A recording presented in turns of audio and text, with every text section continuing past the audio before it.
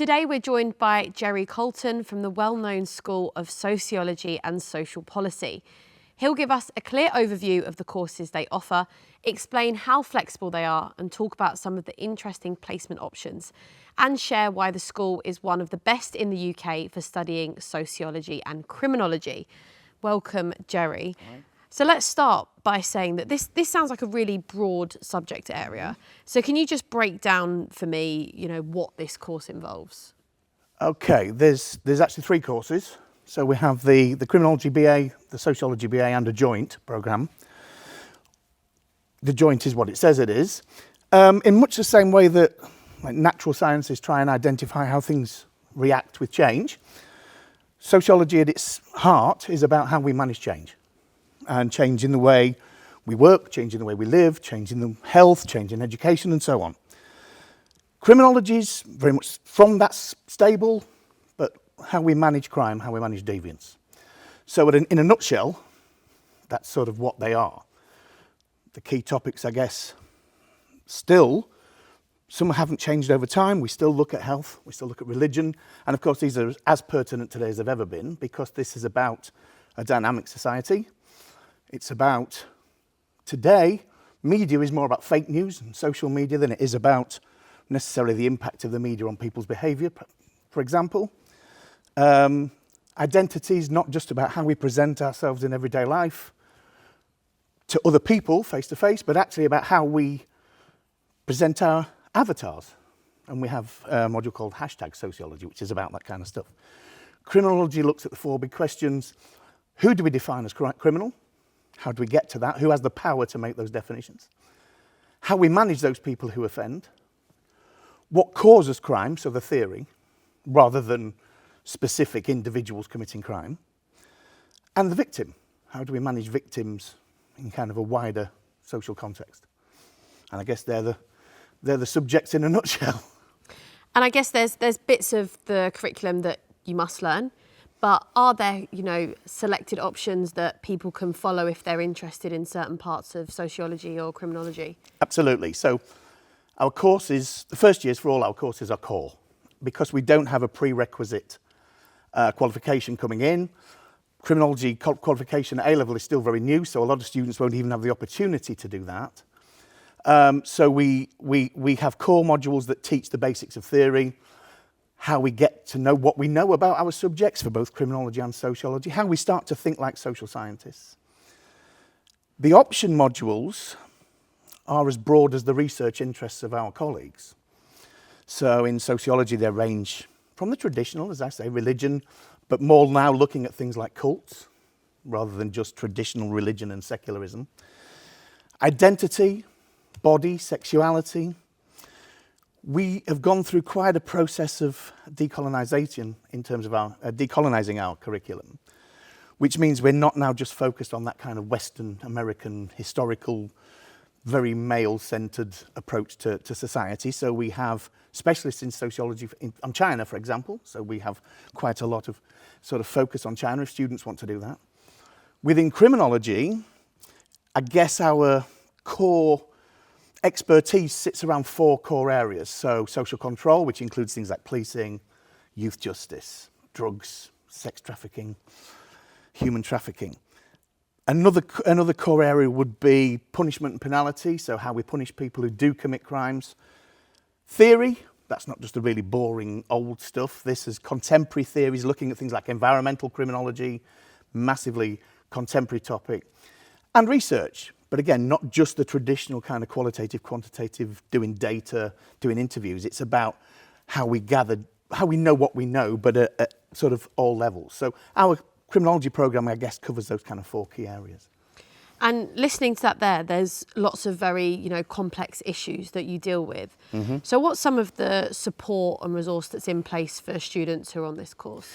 Okay, that's a good question. So there are issues that we will deal with that we don't shy away from because they're the very nature of our subject. So when we have a module on drugs, for example, or we have the sex trafficking module, or we have modules on body and identity, we support our students, one, through the traditional kind of personal tutoring route. We have, and it's not just for our school this, it's the university has an incredible wellbeing team.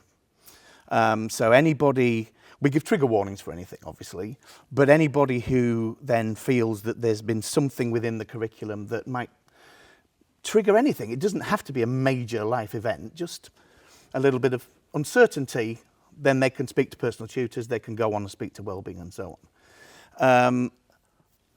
Yeah, I guess that's the best way I can sort of answer how we support the students in that way. Our personal tutor network is very strong within sociology and social policy. We don't just have a tutor for every student, we have year tutors too. So we have a first year, second year, third year undergraduate tutors who are sort of the next level on from a personal tutor who can get involved if it's something else, and then the senior tutor. So we have a kind of a hierarchy of tutoring to support students through their degree. And you've spoken about how broad a lot of the topics are that you cover. So I guess that translates into career paths. You know, there's so many things that you can do. So yeah, tell me a little bit about, you know, some of those. Okay. Criminology degree, certainly here at the University of Nottingham, is not a how-to degree. It's not about training somebody to be a police officer or a prison governor or a sociologist or a criminologist, because those things sort of don't exist unless you do what we do. What we do, we built our entire curriculum around the fact that employers were saying that graduates didn't have the skills they needed. So we said, well, actually, let's embed those skills. So what is it you want them to do? They wanted them to be critical thinkers. That's at the heart of what we do. They wanted students to be independent and use their initiative. That's at the heart of what we do. Research skills, how to present that research, how to develop leadership. So these are built into everything. So one of the things we have to be careful with, particularly the criminology students, is they're not coming in here to learn how to be a police officer. And I don't think it's fair, or I think it is fair to say, sorry, that most criminology departments wouldn't actually fulfil that role. You have to go on and do further study to be a police officer, to be a prison governor, to be a probationer, and so on. But because our students have those transferable skills built into everything we teach them, it means that ultimately they're perfect for any job. And when we know, because when we've had the big graduate fairs here and the big companies come in, whether it's in a huge blue chip company, a business, they love our students because they can do all these things that they want them to do. And yes, a lot of our students go into that kind of, criminology students will go into criminal justice system or around it, third sector, into government, those kind of, I don't mean government as in into politics necessarily, but into research and local government and things of that kind. And the sociologists similarly, we put a lot of students into teaching. We increasingly see more of our students going into postgraduate study and areas for that. One of our big ones recently is a lot of our students go on to do things like international security and counter-terrorism masters, which, you know, who knows where that takes them. Well, we do know, but we're not allowed to say. Okay. And finally, who are this set of courses right for? You know, what sort of students are you looking for? Any. There's nobody that it's right for or it's wrong for.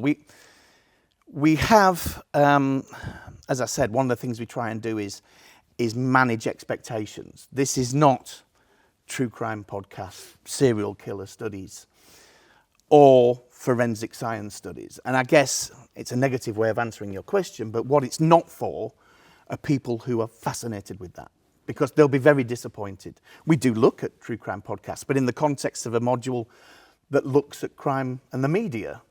So it's a small aspect of how the media represents that kind of thing. So it's not for that kind of group, but basically for anyone who has that kind of critical mind, anyone who challenges what they see. One of the great things we do in both sociology and criminology is teach people to defamiliarize the familiar. Because it's very easy when you live in a society to start to just take everything for granted. So the first thing we teach our students from week one, they've already started doing it right now, is they are learning how to defamiliarize the familiar and take nothing for granted. So somebody who has that kind of naturally challenging mindset, not awkward, challenging, they're for us, because they will find that really quite straightforward and really interesting, because they'll all the things they took for granted, making a cup of coffee, buying a burger, will suddenly be the things that really blow their minds. Wow, thank you so much, Jerry. And if you want to find out more about criminology and sociology on the website, you can do that by using the link in the schedule below.